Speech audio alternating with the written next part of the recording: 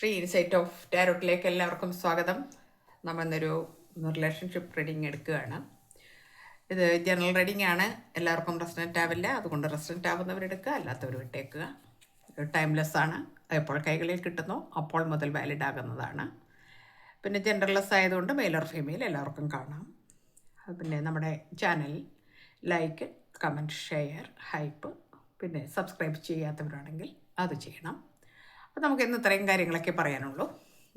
പിന്നെ നമ്മളുടെ ചോദ്യം എന്താണെന്ന് ചോദിച്ചാൽ, നിങ്ങളുടെ ജീവിതത്തിൽ നിങ്ങളുടെ ഇപ്പം നിങ്ങളൊരു പക്ഷേ സെപ്പറേഷനിലായിരിക്കാം, അല്ലെങ്കിൽ ബ്രേക്കപ്പ്, അല്ലെങ്കിൽ നോ കോണ്ടാക്ട്, ലെസ് കോണ്ടാക്ട്, ഏതോ ആയിക്കോട്ടെ.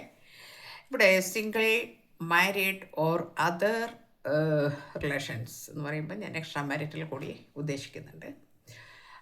പിന്നെ അതായിരിക്കും റിലേഷൻഷിപ്സ് എല്ലാം ഇതിനകത്ത് വരുന്നുണ്ട്. അപ്പം ഇത്രയും കാര്യങ്ങൾ ആണ് എനിക്ക് ആമുഖമായിട്ട് പറയാനുള്ളത്. നമുക്ക് റീഡിങ്ങിലേക്ക് കിടക്കാം. ഇപ്പം ഇവിടെ കാണുമ്പോൾ നിങ്ങളുടെ എനർജി കാണുന്ന സമയത്ത് പിന്നെ ഉറക്കമില്ലായ്മ, അടിവഴക്കുകൾ, നിരന്തരം സ്റ്റണ്ട് കൂടുന്ന വരെ കാര്യങ്ങൾ എത്തിയിരിക്കുന്നു എന്ന് നമ്മൾ കാണുന്നുണ്ട്.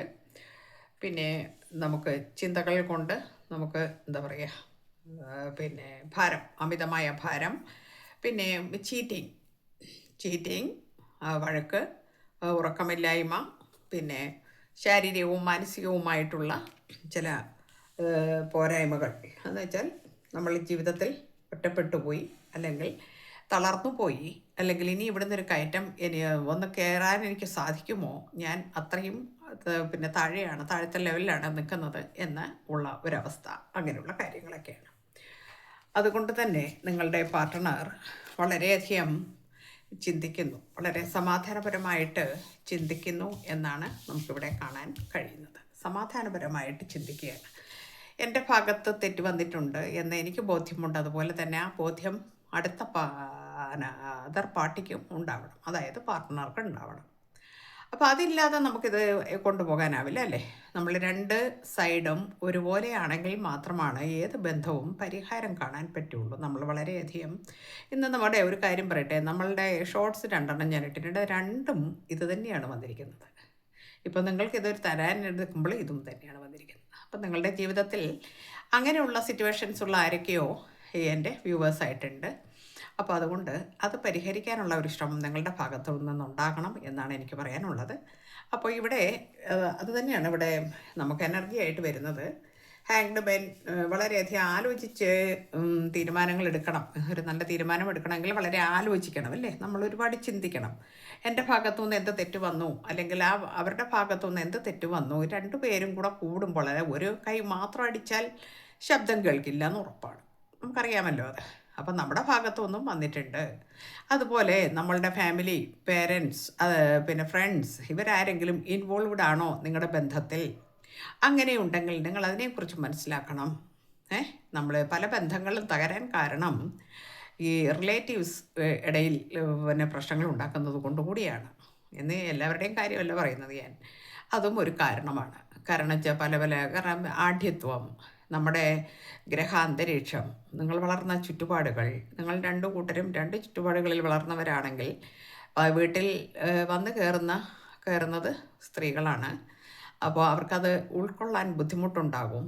അപ്പോൾ അവരുടെ കൂടെ നിന്നിട്ട് നമ്മൾ പാർട്ട്ണറാണ് അതിനെ സഹകരിച്ച് അതിനെ നമ്മൾ സോൾവ് ചെയ്ത് കൊണ്ടുപോകാൻ അവരെ പ്രാപ്തയാക്കേണ്ടത്. പകരം വീട്ടുകാരുടെ കൂടെ കൂടിക്കൊണ്ട് അവൾ എന്നോട് അങ്ങനെ ചെയ്തു ഇങ്ങനെ ചെയ്തു എന്നൊക്കെ രീതിയിൽ അവർക്ക് ഒരു വളം വെച്ച് കൊടുക്കുകയാണെങ്കിൽ പിന്നെ അവർ തലയിൽ കയറും. അത് മനസ്സിലാക്കണം നിങ്ങൾ. അവിടെ എന്തൊക്കെയോ പ്രശ്നങ്ങൾ, അതാണ് ഈ തമ്മിൽ വിഷയങ്ങൾ ഇവിടെ വന്നിരിക്കുന്നത് എന്ന് മനസ്സിലാക്കണം. ചീറ്റിംഗ് വന്നിട്ടുണ്ട്. ചീറ്റിംഗ് എന്ന് പറയുമ്പം അതാരുമായിട്ടും ആകാം. നിങ്ങളുടെ പാർട്ട്ണർ നിങ്ങളും ആയിട്ടുള്ള എന്തെങ്കിലും പ്രശ്നമുണ്ടെങ്കിൽ അത് പരിഹരിക്കാൻ നിങ്ങൾ മുൻകൈ എടുക്കൂ. മറ്റുള്ളവരെ, അതായത് ഒരു മൂന്നാമനെ കക്ഷി ചേർക്കുമ്പോൾ ഇതുപോലുള്ള വിഷയങ്ങൾ വരും എന്ന് ഞാൻ ഓർമ്മിപ്പിക്കുകയാണ്. 7 ഓഫ് വാൻസ്, സമയം കൊടുക്കൂ. നിങ്ങൾക്ക് രണ്ടുപേർക്കും സമയം വേണം. പെട്ടെന്നും മുറിവ് കരിയുന്ന മുറിവുകളല്ല നിങ്ങളുടെ ലൈഫിൽ വന്ന് ചേർന്നിരിക്കുന്നത്. പെട്ടെന്നൊന്നും അത് കരിഞ്ഞ് അത് പെട്ടെന്ന് എനിക്ക് ഓക്കെ ആകാം, ഇതിൽ നിന്ന് ഞാൻ രക്ഷപ്പെടാം എന്നൊന്നും ചിന്തിക്കേണ്ട. കാരണം രണ്ടു പേരുടെ ഭാഗത്തും തെറ്റുകൾ കാണുന്നുണ്ട്. അതുകൊണ്ട് പറയുകയാണ്. ക്യൂൻ ഓഫ് കപ്സ് വന്നിട്ടുണ്ട്. രണ്ടു പേർക്കും മിസ്സിങ് എനർജി കാണുന്നു. അപ്പം നിങ്ങൾക്ക് തമ്മിൽ സ്നേഹമുണ്ട് എന്നാണ് എൻ്റെ അർത്ഥം. നിങ്ങൾ തമ്മിൽ ഒരു പ്രശ്നങ്ങളുമില്ല, സ്നേഹമുണ്ട്. എന്നാൽ എന്തുകൊണ്ടാണ് ഇവിടെ ഈ വിഷയം വരുന്നതെന്ന് ചോദിച്ചാൽ ഞാൻ നേരത്തെ പറഞ്ഞ കാരണങ്ങൾ ഉണ്ട്. അതിനകത്ത് പിന്നെ പാർട്ട്ണർഷിപ്പ് ബിസിനസ് ചെയ്യുന്നുണ്ട്. ഈ പാർട്ട്ണർഷിപ്പ് ബിസിനസ് ചെയ്യുന്നവരും പിന്നെ ചെയ്യുമ്പോൾ അതും ഒന്ന് ശ്രദ്ധിക്കേണ്ട കാര്യങ്ങളുണ്ട്. ചതി നടക്കുന്ന ഒരു പല പല കാര്യങ്ങളും നമുക്കറിയാം. പാർട്ട്ണർഷിപ്പ് ബിസിനസ്സുകളിൽ അങ്ങനെയുണ്ട്. അപ്പോൾ അങ്ങനെയും ചില സാധ്യതകൾ ഉണ്ടാകാൻ സാധ്യതയുണ്ട് എന്നാണ് ഇവിടെ പറഞ്ഞതിൻ്റെ അർത്ഥം. പിന്നെ 6 ഓഫ് പെൻറ്റക്കിൾസ് വരുന്നുണ്ട്. ധാരാളം ധനം അതുമാതിരിയുള്ള കാര്യങ്ങളൊക്കെ ഉണ്ടാകും എന്ന് കാണിക്കുന്നു, അല്ലെങ്കിൽ ഉണ്ട് ഇപ്പോൾ നിലവിൽ. ക്വീൻ ഓഫ് പെൻറ്റക്കിൾസ് വരുന്നു. അപ്പോൾ സാമ്പത്തിക അവസ്ഥയിലല്ല, നിങ്ങളുടെ ലൈഫിലാണ് പ്രശ്നം ഇരിക്കുന്നത്. ഓക്കെ, സാമ്പത്തിക അവസ്ഥ ഇവിടെ അങ്ങനെ കാണുന്നില്ല, രൂക്ഷമല്ല. അതുകൊണ്ട് നിങ്ങളുടെ ജീവിതത്തിലെ പ്രശ്നങ്ങൾ സോൾവ് ചെയ്യാൻ രണ്ടുപേരും ശ്രമിക്കൂ, ഒരാളല്ല. നമ്മൾ ഒരാളെ മാത്രം കുറ്റപ്പെടുത്തിയിട്ട് അവൻ എന്നോട് അങ്ങനെ ചെയ്തു, അവൾ എന്നോട് ഇങ്ങനെ ചെയ്തു, എന്നെ ഇതുപോലെ പറഞ്ഞു, എന്നെ അത്രയും വേദനിപ്പിച്ചു, ഇതൊക്കെയല്ല നമ്മൾ ചെയ്യേണ്ടത്. നമ്മൾക്ക് എന്തെങ്കിലും പ്രശ്നങ്ങളുണ്ടെങ്കിൽ അത് പരിഹരിക്കൂ. രണ്ടുപേരും കൂടെ ഇരുന്ന് പറഞ്ഞു തീർക്കൂ. നിങ്ങൾക്ക് രണ്ടുപേർക്കും കൂടെ അന്യോന്യം തെറ്റുകളും കുറ്റങ്ങളും ഉണ്ടെങ്കിൽ പറയാമല്ലോ, അങ്ങനെ ചെയ്യാൻ ശ്രമിക്കൂ. പിന്നെ നിങ്ങൾക്ക് ജഡ്ജ്മെൻറ്റ് വരും എന്ന് തന്നെയാണ് പറയുന്നത്. ഓക്കെ, ഒരു ജഡ്ജ്മെൻറ്റ് കാണുന്നുണ്ട്. ഓക്കെ, പിന്നെ മജീഷ്യൻ, നിങ്ങൾ മാനിഫെസ്റ്റൊക്കെ ചെയ്യുന്നുണ്ട് രണ്ടുപേരും. പിന്നെ നിങ്ങൾക്ക് പിന്നെ മാനിഫെസ്റ്റ് ചെയ്തെടുക്കാനുള്ള കഴിവുണ്ട് രണ്ടുപേർക്കും എന്ന് കാണിക്കുന്നു. രണ്ടുപേർക്കും അതിനുള്ള കഴിവുണ്ട്. അപ്പോൾ നിങ്ങൾ രണ്ടുപേരും നന്നായിട്ട് മാനിഫെസ്റ്റ് ചെയ്യൂ, മെഡിറ്റേഷൻ ചെയ്യൂ. നിങ്ങളുടെ തെറ്റുകൾ എന്താണോ എവിടെയാണോ അത് കണ്ടുപിടിക്കൂ. എന്താണ് പ്രശ്നം? ഒരു ഈഗോ ആയിരിക്കാം ചിലപ്പോൾ നമുക്ക് പിന്നെ നമ്മളെ അലട്ടുന്ന ചില പ്രശ്നങ്ങൾ. അതിവിടെ വന്നിട്ടുണ്ട് ആ കാർഡ്. ഓക്കെ, ഇത് കണ്ടില്ലേ, ഈഗോയാണ്. ദ എംപറർ എന്ന കാർഡ് വന്നിട്ടുണ്ട്. നിങ്ങളുടെ ഈഗോ രണ്ടുപേരും ഒന്ന് മാറ്റിപ്പിടിക്കൂ. നമുക്ക് പിന്നെ ഒരു പ്രശ്നം ഉണ്ടായിക്കഴിഞ്ഞാൽ കുറച്ച് കൂടുതൽ ഈഗോ നമുക്ക് കയറി വരും. കാരണം ഞാനാണോ നീയാണോ എന്നുള്ള ആ ഒരു ആത്മസംഘർഷം എന്നല്ല അതിന് പറയേണ്ടത്, ഒരു അഹങ്കാരം തന്നെയാണ് അതൊക്കെ. കാരണം എന്താ വെച്ചാൽ പിന്നെ ദാമ്പത്യം അല്ലെങ്കിൽ കുടുംബം അല്ലെങ്കിൽ റിലേഷൻഷിപ്പ് എന്നൊക്കെ പറയുമ്പോൾ നമ്മളുടെ വിട്ടുവീഴ്ചയ്ക്ക് രണ്ട് കൂട്ടരും തയ്യാറാവണം. ഈ ഒരാൾ തന്നെ വിട്ടുവീഴ്ചയ്ക്ക് തയ്യാറായി നിൽക്കുമ്പോൾ കുറച്ച് കാലമേ അതുണ്ടാവുള്ളൂ. കുറച്ച് കാലം അതിങ്ങനെ പോകും. എന്ത് തെറ്റ് വന്നാലും പിന്നെ അത് സഹിക്കാം എന്നുള്ള ഒരു മനോഭാവം നിങ്ങളുടെ വ്യക്തിക്ക് കാണും. പക്ഷേ അത് സ്ഥിരം അതൊരു സ്വഭാവമാക്കി കഴിഞ്ഞാൽ മാനസികമായിട്ട് തകരും. മനസ്സിലാവുന്നുണ്ടോ നിങ്ങൾക്ക് ഞാൻ പറയുന്നത്? മനസ്സിലാവുന്നുണ്ടെന്ന് ഞാൻ വിശ്വസിക്കുന്നു.